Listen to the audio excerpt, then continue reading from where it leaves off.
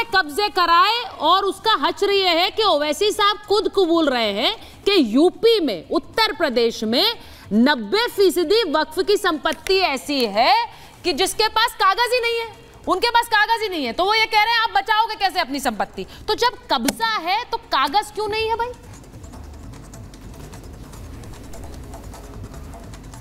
देखिए, वो ओवैसी साहब ने क्या कहा क्या नहीं कहा, लेकिन आपको मुझे पूरा भरोसा है कि आपको बखूबी याद होगा और आपका स्मृति लोप नहीं हुआ होगा, क्योंकि आपको मैं बड़ा विद्वान मानता हूं, पत्रकारिता करती हैं और आपको बहुत याद होगा।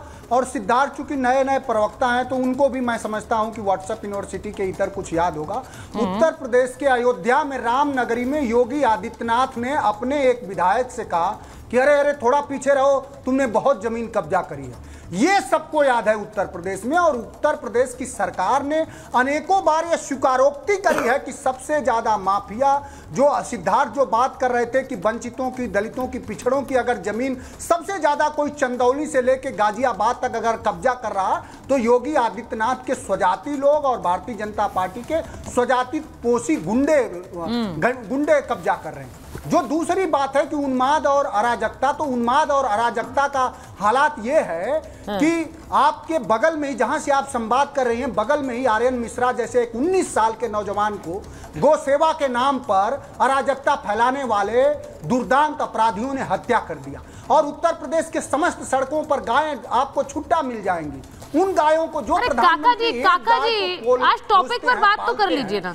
इस उत्तर प्रदेश मैं आपकी बात मान रही हूं। पालन पोषण कौन करेगा? काका साहब आज टॉपिक ये नहीं है ना, आज टॉपिक ये नहीं है ना काका साहब, आप इस पर बात करिए। मैंने 2 दिन पहले इसी पर बात की थी। जो आपके नेताजी ने कहा था सरेआम ठोको फोर्स है ये, उस पर मैंने डिबेट की थी। उस दिन आपने समय नहीं दिया होगा, वरना मैं आपको बता रही हूं इन सब पर बात कर रहे हैं हम। आज टॉपिक दूसरा है, आज टॉपिक दूसरा है। आपके नेता भी आजकल फुल फॉर्म में है, बड़े बड़े बयान देते हैं, उस पर चर्चा होती है, डिबेट्स होती हैं। आज दूसरा टॉपिक है। जनमानस ने दिया है ना, जनमानस आज जनमानस ने मैंडेट दिया है ना जो फुल फॉर्म में रहे, और इससे ज्यादा फुल फॉर्म में अगर लोगों की दुश्वारियां, तकलीफें, उनकी पीड़ाएं उठाना अगर फुल फॉर्म है तो समाजवादी पार्टी इससे ज्यादा फुल फॉर्म में आपको देखेगी। आपने स्वीकारा, इसके लिए आपको साधुवाद। नहीं, मैं आपके नेता की तारीफ कर रही हूँ। मुझे लगता है कि वो टॉपिक दे रहे हैं, उस पर महाभारत हो रही है, उस पर डिबेट्स हो रही है, लेकिन आज टॉपिक डिफरेंट है, इसलिए उस पर बात करते हैं। प्लीज सर, आज टॉपिक डिफरेंट है। ये सरकारों ने जो मनमानी होने दी, मेरा सवाल ये, सरकारों ने मनमानी होने दी है। दानिश कुरैशी साहब जरा इस पर बताइए। ओवैसी साहब कह रहे हैं कि 90% प्रॉपर्टीज के पास कागज नहीं है, तो फिर कागज नहीं है तो क्यों ना उन पर सवाल उठे भाई? यही तो मनमानी है जो वक्फ बिल में सवाल जिस पर उठाए जा रहे हैं कि किसी पर भी हाथ रख दो, बोल दो ये वक्फ का है, कागज नहीं है वो बाद में जुटा लेंगे, ये वक्फ है। सुनिए, सबसे पहले मैं आपको एक बात बताता हूँ। हाँ। दरअसल दिक्कत क्या है भारतीय जनता पार्टी की कि वो चीजों को स्वीकार करना नहीं चाहती। मैं एक बात कहूँ, 1 मिनट के लिए आप मान लीजिए कि मैंने अपनी याददाश्त खो दी, तो क्या मेरा नाम दानिश नहीं रहेगा? क्या मेरा बर्थ सर्टिफिकेट खत्म हो जाएगा अगर मैं नहीं लगा? मैं आपको इसी देश में ऐसी जगह भी बताता हूं, अंडमान निकोबार में ऐसे टापू हैं जहां आदि जाति के लोग रहते हैं, जहां आज तक और कोई मानव नहीं पहुंचा। तो क्या उनके अस्तित्व को नकार दिया जा सकता है? सुचारिता नहीं नकारा जा सकता। आप कह दीजिए, क्या नकार सकेंगी आप उसको? नहीं नकार सकेंगी। दिक्कत यह है कि जो मस्जिद, दरगाह, खानका आपकी नजर के सामने दिख रहा है, उसके बावजूद भी आप ये कहेंगे कि इसको डिमोलिश कर दो, तो ये तो ज़ाहिर हम नहीं निकलने देंगे ना। कैसे निकलने देंगे बताइए आप? अगर मेरी बात गलत है तो बताइए आप। दानिश साहब, एक संपत्ति, 2 संपत्ति की तो बात हो ही नहीं रही है ना। बात उसकी हो रही है जो देश की तीसरी सबसे बड़ी संपत्ति का मालिक बन गया, और मालिक ऐसा बना कि उसके पास कागज ही नहीं है।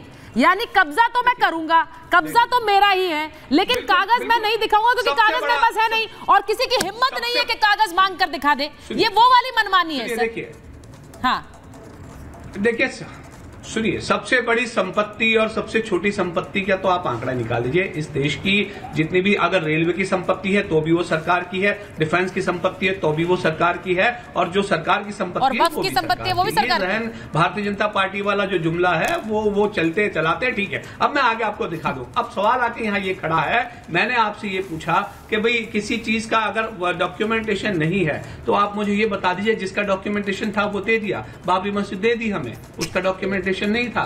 उसमें तो सदाएं गूंज रही थी अजानों की, उसके बावजूद भी क्या फैसला आया देख लिया आपने। अब सवाल सुनिए, अब सवाल मैं आपको ये बताऊं कि आप दिल्ली में जहां रहती है, मैंने उस दिन भी कहा था, मैं फिर रिपीट कर रहा हूं, दिल्ली में जहां रहती है वहां 60,000 से ज्यादा इलीगल एनक्रोचमेंट है। तो क्या वो एनक्रोचमेंट हट जाएगा? नहीं हटेगा। लेकिन धारावी की मस्जिद हटेगी। क्यों हटेगी? पूरी धारा में जो गरीब बस्ती जो आबादी है वो बेचारी गरीब और गुरबा अवाम है वो पूरी। लेकिन आपको वहां दिक्कत यह है कि वहां मदरसा है तो उससे परेशानी है। अब मस्जिद मतलब अवैध में तो सुपर अवैध है तो वो आपको मस्जिद ही नजर आती है। अरे मैं ये कह रहा हूं कि अगर सुनिए 10 सेकंड और सुनिए, मैं कह रहा हूं पूरी धारावी में अगर बुलडोजर चलाया होता और उसके बाद अगर आप ये कहते हैं कि मुसलमानों ने सिर्फ मस्जिद के लिए आवाज उठाई है तो सुचारिता आपकी बात बिल्कुल जायज थी। लेकिन पूरे धारावी में अगर आपको एक मस्जिद नजर आई है तो फिर तो हम आंख के अंधे तो है नहीं, दिखाई पड़ता है हमको समझ में आता है कि सरकार क्या चाहती है। अब सुनिए, देखिए मैं आपको एक बात अच्छा, सरकार क्या कर रही है? अच्छा तो इसका तो सीधा मतलब दानिश जी ये हुआ, मैं आपकी 10 सेकंड सर हो गए, मैं एक बार अवधेश जी के पास भी चले जाऊं, बहुत देर से इंतजार करें। अवधेश जी, इसका तो सीधा मतलब ये हुआ कि वक्फ की संपत्ति है तो आप उस पर हाथ मत उठाओ, क्योंकि आप तो मुसलमानों की मज़ारें और मस्जिद छीनने के लिए ही वक्फ बिल ला रहे हो, तो वक्फ बिल इसलिए मत लाओ। अगर आप धारावी में अतिक्रमण हटाने के लिए गए हो तो वहां पर तो आप मस्जिद है इसीलिए आप आए हो, तो आप मुसलमानों को टारगेट कर रहे हो तो वहां भी मत आओ। तो मतलब कहीं भी मत जाओ जहां पर मस्जिद मजार बनी हुई है, वहां जाओ ही मत। यहाँ पहला सवाल उठा है कि अगर अवैध मंदिर बना हुआ है हम निकले तो क्या होगा। हम लोग सीधी तौर पर मानते हैं कि मंदिर अगर अवैध बना हुआ है उसको ध्वस्त होना ही चाहिए, वो ध्वस्त होगा। उसके पक्ष में कोई खड़ा नहीं होगा। ये आप बोल सकते हैं अवधेश जी, क्या ये दानिश जी बोल लेंगे? दूसरा अब मैं बता रहा हूँ, मैं जरा पहले आपको देखिए, इसका 2 अलग अलग इश्यू है। धारावी पर मैं आपको बताता हूँ कि धारावी जो है वो उसमें तो पुलिस का प्रवेश करना कठिन रहा है। उस पर फिल्म 1993 में धारावी फिल्म आई थी, कितनी फिल्में उस पर बनी है। वहां से अंडरवर्ल्ड की आवाज निकलती थी, उसका कठिन रहा है वहां जाना। तो इनको मुबारक हो, अच्छा लगता है। मैं तेरा धारावी में मस्जिद कितने हैं मैं 8-10 का नाम पढ़ के पहले सुना, तो कोई एक मस्जिद का विषय नहीं है। जरा मैं नाम पढ़ रहा हूँ धारावी के मस्जिदों का। सुन्नी जामा मस्जिद धारावी, कादरिया मस्जिद धारावी, सुन्नी नूरी मस्जिद, मस्जिद दारुसलाम धारावी, सुन्नी इब्राहिमिया मस्जिद, अशराफिया जामा मस्जिद, नूर मस्जिद, सुन्नू गौसिया सफ़ी मस्जिद, सुन्नी कादरी मस्जिद, मौलाना अली दरगाह एंड मस्जिद, मस्जिद व मदरसा अहले हदीस, नौमिन मस्जिद, उसको बोलते हैं सेठवारी मस्जिद, मदीना मस्जिद, तौहीदिया मस्जिद, मोइनिया जामा मस्जिद। आप नाम लेते चले जाओ, धारावी की जितनी संख्या नहीं है आबादी, उससे ज्यादा वहां आपको मस्जिद दिखाई पड़ती है।